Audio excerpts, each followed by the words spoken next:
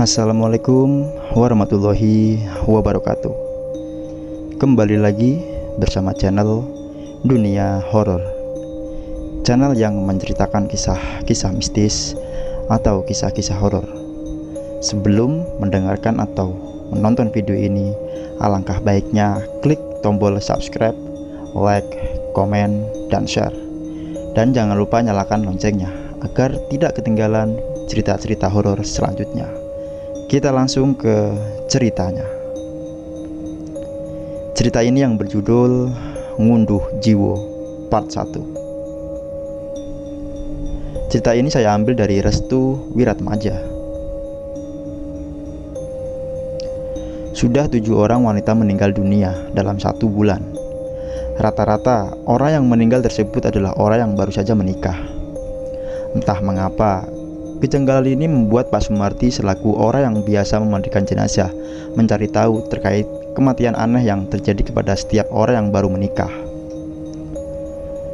Kematian yang terus terjadi dalam waktu yang singkat membuat Pak Sumarti dan juga istrinya bertanya-tanya terkait apa yang sedang terjadi di desanya. Pasalnya, setiap para wanita pengantin tersebut meninggal, pasti saja meninggalkan jejak yang sangat mengganjal bagi mereka berdua. Korban ke-8, Jawa Tengah. Langkah kaki pria tua berjalan ke arah sebuah gubuk yang sudah ramai dengan banyak orang dengan mengenakan pakaian serba hitam. Selain itu, pria tua itu juga tampak cuek dengan tangisan yang bercampur dengan teriakan akan tidak terimanya kematian salah seorang anggota keluarganya. Pak Sumarti namanya. Dia adalah salah satu orang di desa Tampak Romo. Bukan nama aslinya sebenarnya, yang berprofesi sebagai lebe, orang yang biasa melayani desa, yang ditunjuk langsung oleh kepala desa. Kedatangannya bukanlah sebuah berita yang baik jika Pak Sumarti telah membawa peralatan seperti minyak, sisir, dan hal lainnya di salah satu rumah warga. Berarti besar kemungkinan kedatangannya adalah memberikan duka bagi keluarga tersebut. Hal ini dikarenakan pekerjaannya yang menjadi bagian dari pelayanan desa, mengharuskan Pak Sumarti untuk membantu segala proses yang terjadi di desa seperti kematian atau pernikahan. Kali ini Pak Sumarti mendatangi salah seorang warga untuk bermaksud memandikan jenazah. Namun karena memang jenazahnya wanita, biasanya Pak Sumarti dan juga istrinya, hingga para warga menyebut mereka sebagai keluarga lebe. Kedatangan Pak Sumarti dan istrinya disambut hangat oleh keluarga almarhumah. Mereka berdua segera menemui keluarga Eli untuk menanyakan terkait keadaan almarhumah dan kapan proses pemandian akan dilaksanakan. Pak Sumarti ucap dari keluarga almarhumah yang tidak disebutkan namanya. "Sudah siap semua?" tanya Pak Sumarti. Pak, bagaimana kalau kita tunda 1 jam dulu, Pak?" pinta orang tua almarhumah. "Ditunda? Mengapa memangnya?" "Begini, Pak, anak saya meninggal dalam keadaan tidak wajar, dan sekarang tubuhnya menekuk seperti orang yang sedang merasakan kedinginan. Sudah beberapa kali kami rentangkan kembali tubuhnya, namun tidak bisa diluruskan, Pak." Pak Sumarti merasa ada yang aneh dengan penuturan dari orang tua almarhumah tersebut.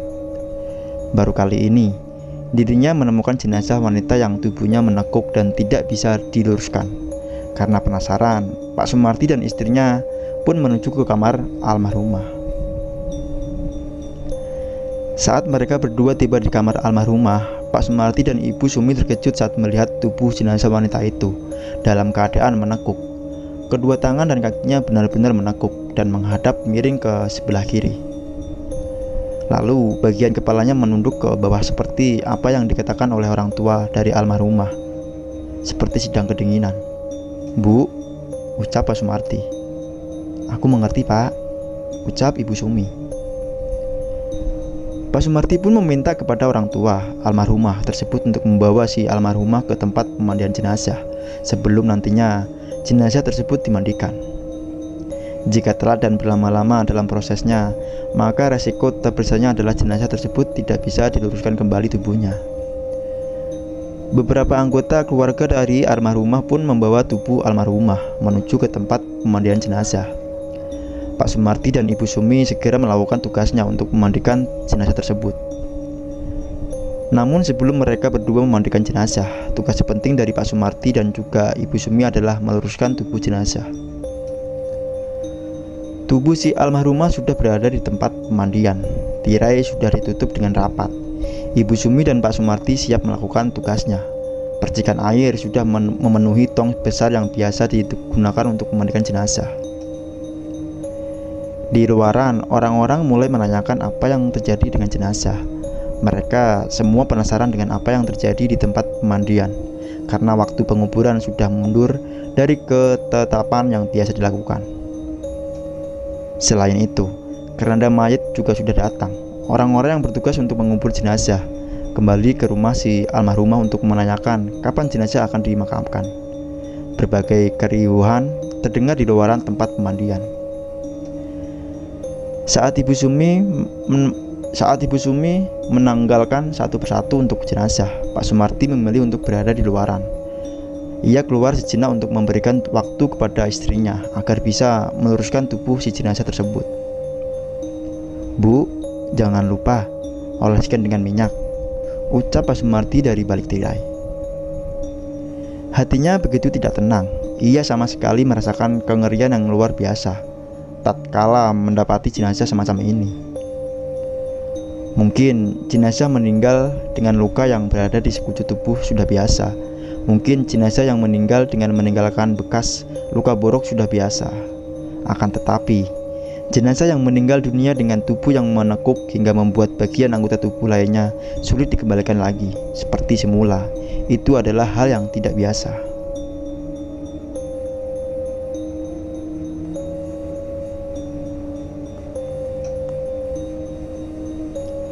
7 hari sebelum pesta, wanita itu menangis sembari kedua tangannya menggaruk-garuk bagian bawah kemaluannya. Lalu bersamaan dengan itu, muncul cairan yang menetes secara perlahan. Semerbak bau busuk mulai tercium. Pak Sumarti segera menarik tangan istrinya. Akan tetapi, Ibu Sumi hanya terdiam sembari menatap sosok wanita pengantin yang baru saja ia mandikan tadi pagi. "Duk, ayo mulai nang alamu." Akan tetapi, sosok pengantin tersebut justru marah. Ia kemudian mengangkat kedua tangannya dan menekuk hingga terbalik. Suara hentakan tulang terdengar jelas. Pak Sumarti sudah tidak tahan. Ia kemudian menggapai gagang pintu dan menutup ruangan tersebut rapat-rapat. Ibu Sumi menangis terseduh-seduh saat dirinya mengetahui ada sesuatu yang memang sudah terjadi kepada arwah pengantin tersebut. Bagi orang-orang yang memang dikhususkan untuk bisa merasakan luapan emosi arwah, Ibu Sumi dan Pak Sumarti kerap kali mendapatkan hal-hal istimewa dari jenazah yang sering ia mandikan. Salah satunya adalah jika ada jenazah yang meninggal dengan keadaan yang tidak wajar, arwah dari jenazah tersebut akan hadir di malam hari saat dimana dirinya dimakamkan. Lalu biasanya arwah dari jenazah tersebut akan meluapkan emosinya di hadapan Ibu Sumi dan juga Pak Sumarti dengan bentuk yang berbeda-beda. Ada yang berbentuk dengan raut wajah yang seram, marah, penuh dengan kekesalan, tangisan, atau bentuknya lainnya seperti sesuatu yang tidak biasa. Sesuatu yang tidak biasa inilah yang terkadang mengganggu Ibu Sumi dan Pak Sumarti.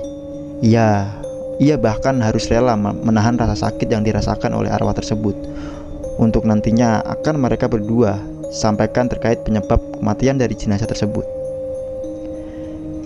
Dan sesuatu yang tidak biasa ini disebut dengan teror sepanjang hari. Jawa Tengah, 1 tahun setelah kejadian tersebut, 7 hari sebelum pesta pernikahan. "Duh, ayo tenan kowe Din," ucap Bi Imah selaku orang yang biasa merias pengantin. Dini Puspitasari namanya. Dia adalah seorang wanita yang sudah menginjak usia matang untuk melanjutkan kehidupannya ke jenjang selanjutnya. Dipersunting oleh pria kaya asal desa sebelah, Dini sangat bangga. Ia bahkan terus-menerus mendatangi Bi Imah, perias pengantin milik pribadi keluarga suaminya. Dini semakin yakin jika di hari pernikahannya dia akan mendapatkan kecantikan yang membuat orang-orang terpesona, terkhusus dari keluarga suaminya. Setelah Dini berkunjung ke rumah Bi Imah, sang calon suami yang bernama Bagus Pramulyo Hantoro biasanya sudah menunggu di depan rumah Bi Imah dengan mobil berjenis Toyota Corolla Cross berwarna putih. Sembari mengepus rokok kreteknya, Bagus sedang menikmati hari-hari menuju pernikahan antara dirinya dengan wanita yang dicintainya, yaitu Dini Puspitasari. Tidak berselang lama, wanita yang ditungguinya keluar dari rumah. Seperti biasa, Dini menyalami tangan Bi Imah dan mencium kedua pipinya dengan pipi.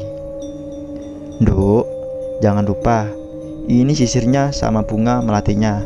Kalau bisa, kamu makan melati ini di 7 hari sebelum pesta pernikahan kamu ya. Oh iya, satu lagi, sisir ini hanya boleh kamu sisir di pagi, siang dan malam ya. Jangan sesekali menyisir rambutnya di malam hari. Jelas, Bi Imah?" "Loh, Bi, emangnya kenapa?" tanya Dini. Ketika mereka berdua sedang asik-asiknya berbincang terkait hal-hal yang aneh yang tidak boleh dilakukan di malam hari, tiba-tiba seorang wanita muda dengan umur sudah memasuki kepala dua langsung mengagetkan Bi Imah dan juga Dini. "Nanti demit nanti datang," ucap Cici, anak tunggal dari Bi Imah yang kadang sering membantu Bi Imah untuk merias pengantin. Dini dan Bi Imah langsung terkejut saat dikagetkan oleh Cici. Namun tidak berselang lama, mereka berdua tertawa kembali. Mereka semua seperti layaknya saudara dan memiliki ikatan keluarga yang kuat. Maklum, Dini terlahir bukan dari orang yang mampu. Ayah dan ibunya hanya seorang petani yang ada di desanya, dan saat pernikahan akan dimulai, ayah dan ibunya terpaksa harus melakukan apapun karena yang nantinya menjadi calon mertua dari Dini adalah seorang bos besar di desa sebelah. Setelah mereka bertiga berbincang-bincang, Dini pun izin pamit karena Mas Bagus sudah menunggunya di hadapan rumah Bi Imah. "Bi, Cici, Dini pulang dulu ya," ucap Dini dengan menundukkan kepalanya.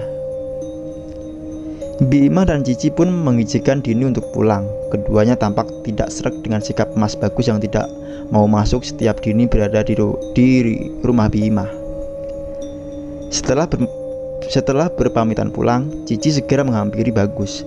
Mereka berdua pun saling peluk dan meluapkan rasa rindu dan kangennya. "Sudah sayang?" tanya Mas Bagus. "Sudah Mas."